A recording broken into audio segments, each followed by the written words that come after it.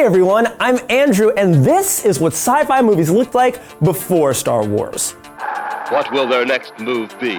And here's what they looked like after. Star Wars literally changed the way big budget movies were made, not just in the 70s, but over 3 very different decades with 3 very different trilogies. And we will crush them once and for all. On the eve of The Last Jedi, I want to talk about a major breakthrough from each era and explore the 3 times Star Wars changed visual effects forever. The original trilogy was the result of decades of evolution in special effects, all unified by a brand new technique called motion control. Individually, we've seen the effects used in Star Wars before. Now, there wasn't anything groundbreaking about the puppets, masks, and costumes of A New Hope, and matte work and miniatures have been a part of cinema since the days of King Kong. But the advent of motion control brought everything together into a dynamic new package that was a radical shift from the status quo. Before Star Wars, spaceship scenes involved moving small models through a static shot. And as time went on, sci-fi productions moved towards larger, more complex constructions. Have you ever seen the original Enterprise at the Smithsonian? It's bigger than a kitchen table. It looks incredible, but you try dangling that thing in front of a camera. As a result, space battles were slow and cerebral, like submarines taking pot shots at each other. Phasers, fire. But the ships in Star Wars had to simulate a World War II dogfight in space. We matched frame to frame and the action on that as close as we could. So John Dykstra and the team at ILM flipped the entire equation around. Instead of moving the ships in front of the camera or rear projecting a starfield behind a giant replica, they used small, relatively static models in front of a blue screen, and swung the camera around them to simulate flight and action. Using the gigantic computers of the 70s, ILM's Dykstraflex system was able to control every axis of movement on the camera, hence the term motion control. More importantly, the program behavior could be repeated over and over again with absolute precision. Each identical take would create a plate for a different element, with scenes like the trench run involving up to 8 different passes. The camera had to swing around each fighter in front of a blue screen, then repeat the same motion with the starfield, explosions, and footage of the giant Death Star surface model they built in the parking lot. Then, every plate was combined into an optical printer to create the final shot. It was a lot of work, but it's light years beyond what came before it. Dykstra and ILM didn't invent the concept of motion control. After all, it was used in 2001: A Space Odyssey years before. But their refinement of the process was actually revolutionary. It earned them a well-deserved Oscar and made every sci-fi movie that came before it look like an Apple Newton next to an iPad. Motion control spread like wildfire, and ILM got better at it with every single Star Wars movie. If you thought the trench run was impressive, can you imagine what it took to pull off Han's chase through the asteroid belt? And just when it seemed like motion control couldn't get any better, the CG revolution at the turn of the millennium changed everything. Speaking of which, 22 years after A New Hope, George Lucas returned to the galaxy far, far away for 3 polarizing prequels. Now, say what you want about the quality of the films, but they were some of the first movies that tried to create a fully realized CGI world. The key word being tried. I'll always give Lucas credit for being an innovator. He seems genuinely excited to explore the possibilities of new filmmaking tech. Special effects are just a tool, a means of telling a story. A special effect without a story is a pretty boring thing. He said he waited so long to make the prequels because technology hadn't caught up to his vision yet. But given the results, he could have left it in the oven for a little longer. Naboo was supposed to be an opulent paradise, but it looked like something out of Mist.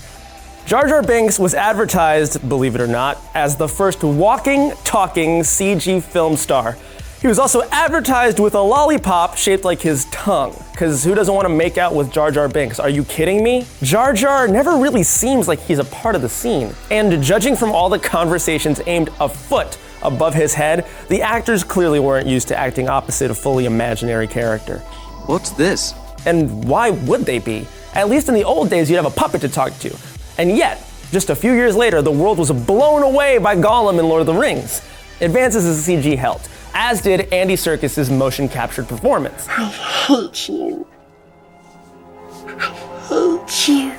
But it wouldn't have been possible without a certain flatulent Gungan. Excuse me. The Phantom Menace looks rough today, but that's just what happens when you're ahead of your time. The technology improved with each new prequel, and so did the visual effects. Episodes 2 and 3 were some of the first movies shot entirely on digital, which let Lucas go even crazier with the CG. The real sets gave way to green screens, and formerly practical effects were replaced by computerized creations. Fun fact, not a single physical clone trooper helmet was built throughout the entire trilogy. They're all completely CGI, for better or worse. And by the time the prequels wrapped in 2004, so were most Hollywood blockbusters. Once we reached the point where we could render a giant transforming robot peeing on John Turturro, the only limit was our imaginations. So what could J.J. Abrams and the sequel trilogy innovate that hasn't been done before? It's actually more what they didn't do that makes it so special, because the new crop of Star Wars films show a shocking amount of restraint.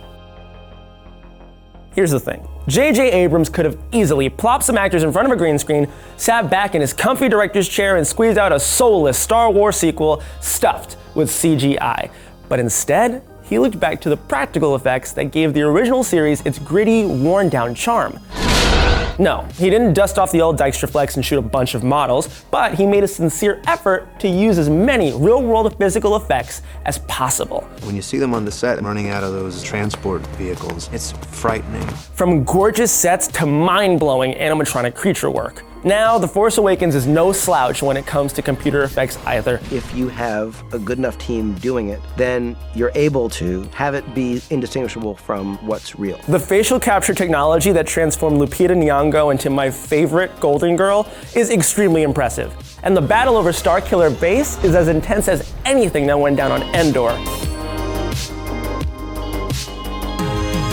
It's not just the main movies either. Even a Star Wars story like Rogue One managed to bring actors back from the dead with lifelike computer recreations. Charming. And I'm not talking long shots. The CGI models are advanced enough for a camera to get up close and personal. Uncanny Valley be damned. I remember the first time I saw Tarkin in Rogue One, I thought it was just gonna be his reflection. I thought they were just gonna have him facing the window. You were just gonna see him in the reflection, and then Tarkin was gonna be hands off for the rest of the movie. But no, Tarkin and Leia recreated in CGI. My goddamn mind was blown. But even with their tech at their fingertips, we won't be seeing a CG Carrie Fisher in episode 9. Remember folks, just because you can do something doesn't mean that you should. It seems like Lucasfilm has finally learned that CGI works best to augment the story and practical effects, but not to steal the show. The new movies have a unique look that set them apart from your average Transformers sequel, with practical effects and selective use of CG creating a visual experience worthy of the Star Wars saga. And now, other prestigious sci-fi films like Blade Runner 2049 are following suit with elaborate miniatures and gorgeous practical sets. So far, each Star Wars trilogy has been a harbinger of technical innovation in visual effects. A New Hope brought excitement and action back into sci-fi space battles. You're all clear, kid. Now let's blow this thing and go home. The prequels ushered in the digital era. Jar Jar Binks, thank you for that. My turtle, revenge. And The Force Awakens has jump-started a physical effects renaissance. Star Wars changed the way blockbuster movies are made, and with no end in sight for the franchise, our best look into the future of filmmaking comes from a long time ago in a galaxy far, far away. Hey everyone, thanks so much for watching. Star Wars is one of our favorite franchises here, and I want to know what you like about Star Wars. Tell me 2 things in the comments. 1, I want to know your favorite Star Wars moment. Does it include any CG or practical effects? And 2, who's your favorite Golden Girl? I love Blanche. Let me know in the comments, and as always, please subscribe to NowThis Nerd. And, may the Force be with you.